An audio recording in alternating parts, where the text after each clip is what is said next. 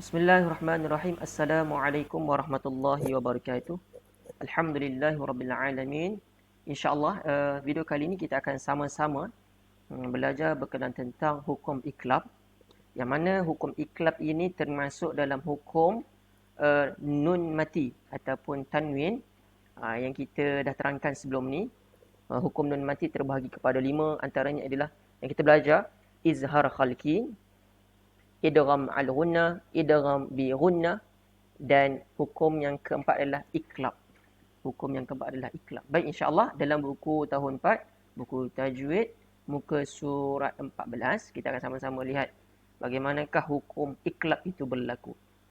Okey, baik, terlebih dahulu kita akan sama-sama lihat apakah yang kita akan pelajari dalam hukum muka surat 14 ni. Yang pertama, kita akan lihat menyatakan pengertian iklab. Kita akan dalam buku ni akan terangkan bagaimanakah hukum iklab itu berlaku melalui pengertian yang diberikan. Yang kedua, menyatakan huruf iklab, huruf-huruf yang apabila nun mati atau tanwin bertemu dengan huruf apa berlakunya hukum iklab. Yang ketiga, membaca misal iklab, membaca misal kita akan lihat macam mana hukum iklab itu berlaku pada sesebuah ayat, insya-Allah. Baik. Okey, seterusnya kita lihat bagi aktiviti yang pertama, kita lihat pengertian iklab. Bagaimana iklab itu berlaku? Iaitu dari sudut bahasa, kita akan sama-sama dari sudut bahasa. Pada bahasa, ya, kita lihat pada bahasa menukarkan. Okey. Pada istilah pula menukarkan bunyi nun sakinah atau tanwin kepada mim berserta dengung.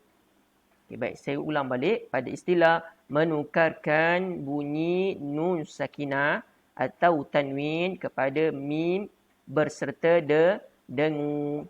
Baik, kita lihat pada istilah sahaja. Apa yang ditukarkan? Okey, baik.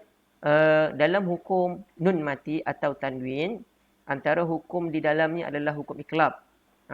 Bila hukum iklab, dia melibatkan hukum huruf nun mati atau baris tanwin fathatani baris 2 atas, kasratani baris 2 bawah, dan dhammatani baris 2 depan. Okey, saya buat kat sinilah. Dhammatani baris 2 depan. Okey, baik. Dia kata apa? Menukarkan bunyi nun sakinah. Menukarkan bunyi nun sakinah. Bermakna dalam nun ni, nun sakinah ni dia tukar kepada apa? Atau tanwin. Dia kata atau tanwin ni. Tanwin ni yang tadi sebut tadi, fathatani baris 2 atas, kasratani baris 2 bawah, dhammatani baris depan. Kepada apa? Kepada huruf mim. Bermakna digantikan kepada huruf mim berserta dengung. Bermakna kita ketika kita tukarkan, kita kena dengungkan, gunnahkan dia. Baik, insya-Allah. Seterusnya kita lihat huruf iklab. Huruf iklab ada berapa? Ada satu sahaja, iaitu huruf ba.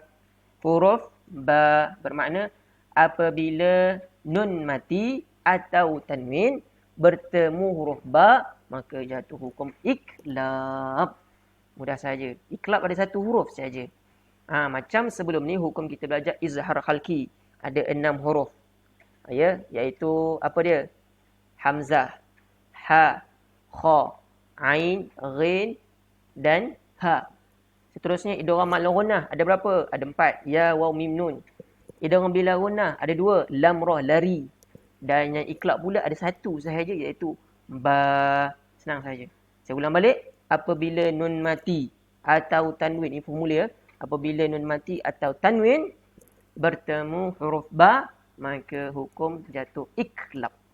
Apa itu iklab? Menukarkan. Menukarkan apa? Daripada huruf nun atau tanwin kepada huruf mim berserta gunnah. Gunnah tu apa? Dengung. Dengung. Mudah saja. Baik, kita lihat pada muka surat 15. Perlahan ya. Hukum bacaan iklab. Hukum bacaan iklab. Pertama, hendaklah dibaca dengan dengung. Dengung bergema dekat rongga hidung. Dibaca dengan gunnah. Dengunglah gunnah. Yang kedua, kadar panjang bacaan dengung iqlab adalah 2 harakat. Bermakna kamu dengungkan tu, renahkan dia 2 harakat. Renahkan dia 2 harakat. Kadar dia 2 harakat. Jangan terlalu panjang, jangan terlalu pendek. 2 harakat saja. Baik, kita tengok misal ya. InsyaAllah sama-sama. Misal, contoh. Misal tu contohlah. Hukum iqlab. Misal, hukum iqlab. Huruf dia apa dia tadi? Saya kata huruf ba sahaja. Nun sakinah. Ini dia tunjukkan nun sakinah. Nun sakinah itu apa? Nun yang mati. Tanda mati. Satu kalimah. Tumbitu. Dia, kaedah bacaan dia. Nanti saya akan tunjukkan dekat bawah ni. Kaedah bacaan dia adalah kita merenggangkan sedikit sahaja kedua bibir kita. Dia tak terlalu rapat, tak terlalu buka. Dia seakan-akan je. Kalau kamu ambil selai kertas, kamu macam nak kemam tapi tak terlalu rapat. Macam tu. Dia tak terlalu rapat dengan kertas yang kita kemam tadi. Ataupun kita rapatkan bibir. Cara bacaannya, tumbitu. Kita menukarkan huruf nun kepada mim. Berserta dengan dengung. Tumbitu. Dia ada renggang sedikit pada bibir kita. Itu untuk satu kalimah. Manakala pada 2 kalimah, min ba'dik. Ataupun min ba'dika. Kalau kita nak teruskan ayat seterusnya. Min ba'dik. Cara kaedah bacaan dia. Okay, kita ulang balik. Sama-sama ikut saya. Saya baca, kamu ikut. Tumbitu.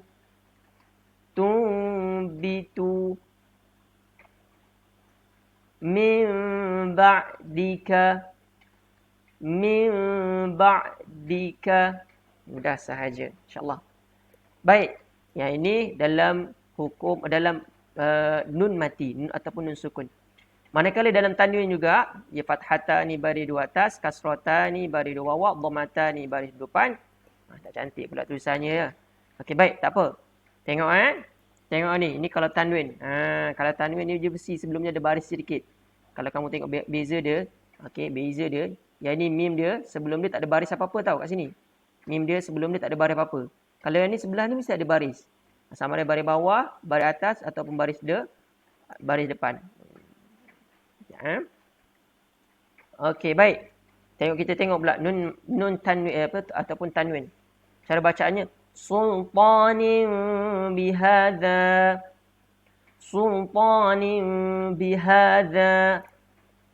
Sama-sama sebut sultanin bihadza. Ingat apabila tanwin bertemu ba, maka kaedah bacaan ni lah menukarkan huruf tanwin tadi tu ke dalam huruf mim berserta dengung. Sultanin bihadza. Iqlab paling mudah sekali. Dalam Al-Quran dia dah ada tanda mim kecil macam ni je. Mim kecil macam ni, mim kecil ya. Mim macam ni ya, dia ada batang kat bawah ya. Awak kena bezakan mim yang tak ada batang. Dia ada mim yang dia jenis macam mim nanti kita akan tunjukkan ya. Baik, kita tengok yang bawah ni. Tahukah anda cara menyebut hukum iqlab? Ni cara. Dia beritahu dengan menyembunyikan bunyi mim. Kita sembunyikan, kita tak nampak mim tu. Walaupun dia tak tulis huruf mim, kita sembunyikan. Merenggangkan sedikit kedua bibir. Sebab itu tadi saya kata, kita renggangkan sedikit bibir kita berserta dengung. Ni wajib. Kita dengungkan dia. Berapa kadar dia? Kadar berapa harakat? 2 harakat. Yang kedua, terdapat 2 jenis mim kecil ke dalam Al-Quran. Di dalam Al-Quran. Iaitu mim kecil macam ini. Yang ini dipanggil iqlab. Yang ini dipanggil iqlab. Contoh dia. Faman baddalahu.